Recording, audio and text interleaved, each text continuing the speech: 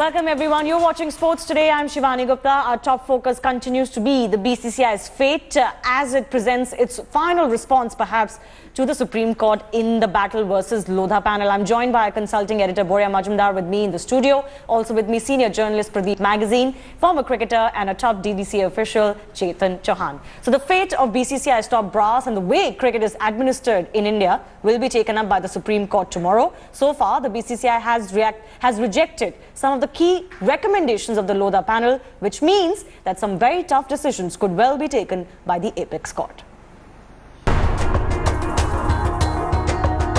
It's judgment day for the BCCI and its mandarins in the Supreme Court. The day is set to dawn when questions will be answered about the future of the richest cricket board in the world. It will be a day that will mark how cricket is administered and run in our country. So what will the Supreme Court decide? Will the entire top brass of the BCCI be shown the door? Will there be arrest for violating orders of the apex court? Will the court show some leniency towards the Indian Cricket Board? Or will this day mark a new beginning for the BCCI with the appointment of an ad hoc panel or an administrator to manage the board? For now, it is the lull that's deafening. The Supreme Court heard BCCI had full opportunity to challenge each and every recommendation of our report, and after hearing them, the Supreme Court passed the judgment. Any recommendation or report gets the seal of approval from the highest court. Anything for its change has to be done before the Supreme Court. The fact is that BCCI has repeatedly violated the Supreme Court's order. In the recent AGM in Mumbai, the BCCI did adopt a few recommendations of the Lodha Panel, but chose to defy the key ones. The BCCI members rejected the one state, one vote recommendation. The board also rejected the 3-year cooling off period. The 9 years cumulative term for office bearers was not accepted either, and the number of selectors was also not brought down to 3 from the existing 5. Whatever happens, cricket must not suffer, and the cricket fans and Indian cricket get their due. But the biggest question remains, will 6th of October bring closure to Lodha versus BCCI saga? Bureau Report, India Today. Let me go across to Pradeep Magazine first. Pradeep, you followed the BCCI closely for years, for decades. Given the BCCI's response in this entire matter and the way the Supreme Court and the Lodha Panel have responded to them, what do you think is, if anything, if there's any way out for the BCCI, if at all, what do you see happening in the Supreme Court tomorrow? Well, other than they being punished, I'm sure, because the defiance has gone to this extent. By punished, do you mean what? I don't know what serious view the court will take, but I think there will. It's a contempt in the first place. It's not just contempt; it's contempt after contempt. In the sense that BCCI was given another week to reply that why aren't they complying with the deadlines which they've been given to them. Instead of complying, they choose to defy again. So if Supreme Court is the highest judicial body in this country, whose verdict every individual in this country, regardless of who he or she is or what position he or she holds, has to abide by, who is the cricket board to say no, we won't do this? So tomorrow I suspect there would be some very harsh, not just words, but maybe some harsh action taking place. That harsh action, Boria, means that the Supreme Court could say, okay, step aside. We're going to appoint 2, 3, 4, 5 people of our choosing, and they will administer the BCCI till the reforms are implemented. Is that a possibility? That is a very, very likely possibility. Having spoken to Justice Lodha and the 3 judges and Gopal Shankar Narayan, I can tell you that they have asked for 3 people, not 4 or 5. They have asked for 3 administrators. So they have their preferences? They have not given names. Okay. I asked specifically, but they have outlined, that they want 3 people as administrators. To just take off from what Pradeep was saying, Shivani, even if there has been a case of judicial overreach, let's grant that. Ultimately, the Supreme Court has given an order. And it's not a recommendation, it's an order. You and I follow it. Simple. And this order states that you will not disburse anything but routine funds. And this 560 crores being distributed over 2 days via RTGS cannot be routine, cannot be emergent. I don't understand this. What was the need to give 28 crores each to 20 associations, 560, and if I understand right from the Lodha committee, another 1,000 would have been done had this bank freeze not happened. I really don't understand why would the BCCI want to pay out 1,500 crores over 3-4 And days. Chetan sir, you are a cricket administrator yourself also. What do you make of this entire facade that the BCCI has created? Oh, we can't function, our limbs are being cut off, we don't have, our bank accounts have been frozen, we can't hold the series. What is this drama? You said, you used the right word, drama. Yeah, this is some kind of drama going on. I don't know why BCCI or even the Supreme Court and the people around, you know, why have they allowed this, you know, things to come to this state, you know. It is confrontation going around, you know, defying and confrontation. Now that's not the, that should not be the attitude. I think the BCCI has lost a golden opportunity. They wanted to clean. It's not that they did not want to clean. But how many golden opportunities, sir, are they going to lose? Let me finish. Let me see. The BCCI is the only board which has taken strong actions against the people who fixed matches, whether spot fixing or match fixing and the other. BCCI was the first. Now they did a good job. All that what they could have done is when the Supreme Court was hearing, appointed the Lodha committee, the hearings were taking place, BCCI should have become part in it, you know, and together they should have framed rules. Together they should have formed guidelines that would have been a healthy way. But I don't see how that would have happened. They were part, I mean, there were lots of negotiations that happened, not negotiations, but back and forth that happened between the panel and the people at stake, who had stake in cricket. They wouldn't have accepted anything close to this. What Chetan is saying is, in a way, board, maybe now they are realizing that instead of defying, they could have themselves told the Supreme Court, okay, fine, let's, the Lodha panel, and let us sit together and let's agree on certain points, let's put our point of view across and let's agree. But they, right from the beginning, they were defined thinking that the Supreme Court... Right from Srinivasan's time.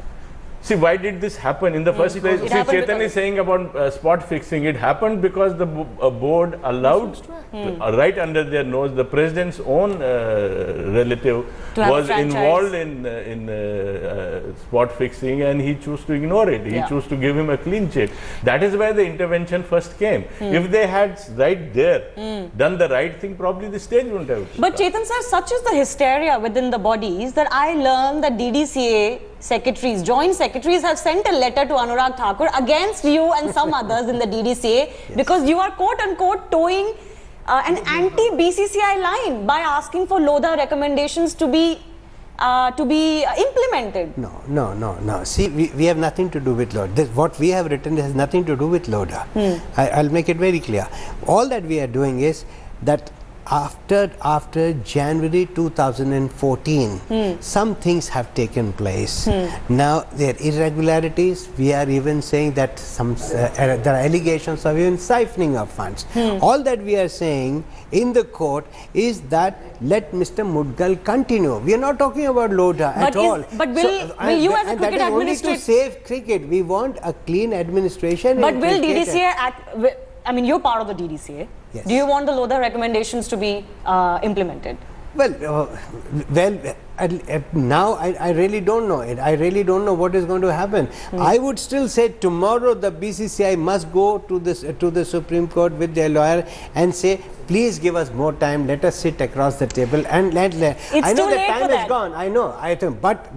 But there has to be a way out. You see, they cannot confrontation between the court they've lost and their BCCI. time, Boya. I know they have lost their time, but I think as a special case, if they should appeal, I think they should come down to their stand and they must try and appeal. There's no point, you know, as a cricketer, as a cricketer and as an administrator and a follower cricketer, I would want peace there. I do not want problems there. Cricket if it gets affected and you know things go to courts and it is already, sir, it's beyond that now. Anyway. Chetan bhai, let me break it down for our viewers. 16th of July was the judgment. Yes. The BCCI did not file the review petition, which is what it should have done before 18th of August.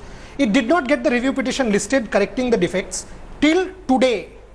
Where is the question? Supreme Court has given an order which is binding on Shivani, Pradeep bhai, you, me, everybody in this country. Where is the question of I will pick and choose? You are telling the Supreme Court, okay, I like this, I will take it. I don't like it, I will not take it. Everybody will say this. Because you are powerful and you have money, you will say this. The fact is simple. What made you disburse 560 crores? Ajay is telling the media today that you have nothing to do with, the BCCI had nothing to do with the bank freeze.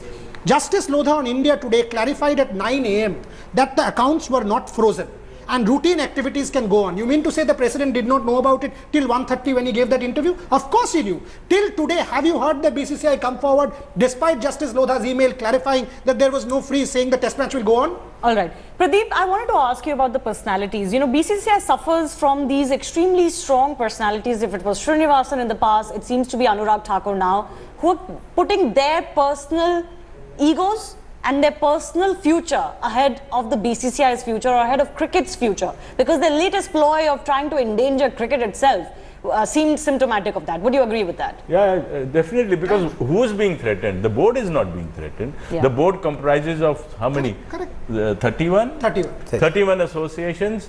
Do you mean to say that there aren't enough people who qualify to become board office bearers? There are no people less than 75 years of age. There are no people in the board, those who have not served 9 years and who have had this. Anurag makes this plea about continuity. Is that a fair argument? The board had a tradition, or they have this convention that the board president can't function for more than 2 years. Am I wrong? Yeah. 2 years So and one more year.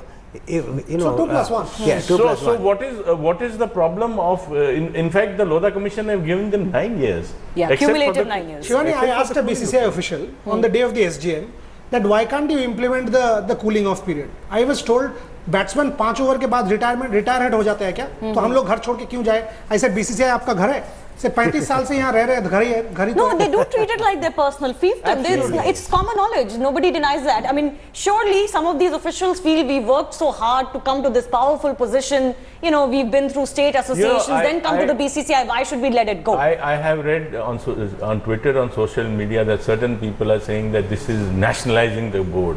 How is the Supreme Court nationalizing the board? It is giving powers to the board itself, except they are introducing best practices of governance with a board which has thousands and thousands of crores at their disposal. There has to be a transparency. There has to be other defects which need to be corrected, and they have put in a constitution which is actually wonderful to Pradeep, if a board with people of integrity pay out 560 crores over a weekend despite a Supreme Court order, That's there is as much to be as desired. defiance as it much is defiance as possible. and people should try to find out why have they done this. Chidambaram, Were they trying to buy out the Even state I don't association? understand. What is the hurry? What is the hurry? That's what again I'm saying. Hey, why this confrontation? You know, why this, you're defying, why are we, and ultimately what are we going to achieve? Because we are, the BCCI is in front of the highest court as No, what but it seems they've been Boria misled, has isn't it? just Because said, Justice Karchu was brought in to advise them and be their interface, Boria. And it was Justice Karchu who took that line that who is Supreme Court to tell BCCI what to do? We don't come under the Supreme and Court. that also, say that, Boria, that also you're making this statement in the press. Yeah. What if he was appointed, he could have come in front of the Lodha if permitted. He said Lodha should come and meet me. I'm more senior to Lodha. Shivani, the fact is that's between two very respected people. Words like bogus was used for the Supreme Court of India. Bogus, that was the word used. Come on, let's be real. I mean, bogus, biased, God knows what all was said. One needs to also, based on RTI, ask how much money has been spent. Right? It's public money. So we need to ask these questions of the board very clearly, and I think the Supreme Court tomorrow will take notice. Finally, is tomorrow D-Day, Boria, or can this still go on? If it goes on, then the Supreme Court is basically telling the world our own order was wrong. Our own appointed committee was wrong. Our own decision is not to be followed, which I don't think will happen. All right, let's leave it at that. Of course, tomorrow is going to be a big day, and you can keep watching this space all through the day. We'll keep getting you the latest from the Supreme Court. We're going to slip into a very short break. Big thanks to all our guests for joining us. On the other side, news continues. Stay tuned.